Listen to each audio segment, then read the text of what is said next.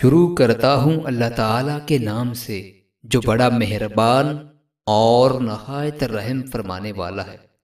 حضرت ابو موسیٰ سے روایت ہے، وہ بیان کرتے ہیں کہ رسول اللہ صلی اللہ علیہ وآلہ وسلم نے فرمایا، میری اور جو کچھ کلام اللہ نے میرے ساتھ بھیجا ہے اس کی مثال ایک ایسے شخص جیسی ہے جو اپنی قوم کے پاس آیا اور کہا کہ میں نے تمہارے دشمن کا لشکر اپنی آنکھوں سے دیکھا ہے اور میں واضح ڈرانے والا ہوں، پس بھاگو اپنی جان بچاؤ۔ اس پر ایک جماعت نے اس کی بات مان لی اور رات ہی رات اطمینان سے کسی محفوظ جگہ پر نکل گئے اور نجات پائی، لیکن دوسری جماعت نے اسے جٹلایا اور دشمن کے لشکر نے صبح کے وقت اچانک انہیں آ لیا اور تباہ کر دیا۔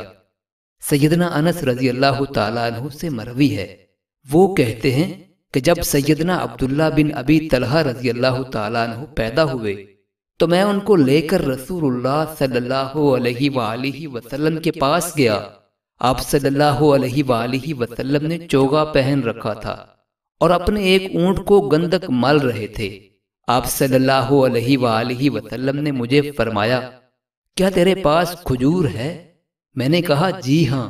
پھر آپ صلی اللہ علیہ وآلہ وسلم نے وہ کھجوریں لی، ان کو اپنے منہ مبارک میں ڈال کر چبایا، پھر بچے کو اس طرح گڑتی دی کہ بچے نے منہ کھولا اور آپ صلی اللہ علیہ وآلہ وسلم نے اپنے منہ سے وہ مبارک مواد نکال کر بچے کے منہ میں ڈال دیا اور بچہ اس کو کھا کر اس کا ذائقہ لینے لگا۔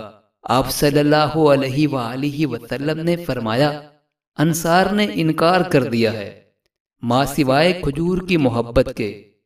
پھر آپ صلی اللہ علیہ وآلہ وسلم نے اس بچے کا نام عبداللہ رکھا۔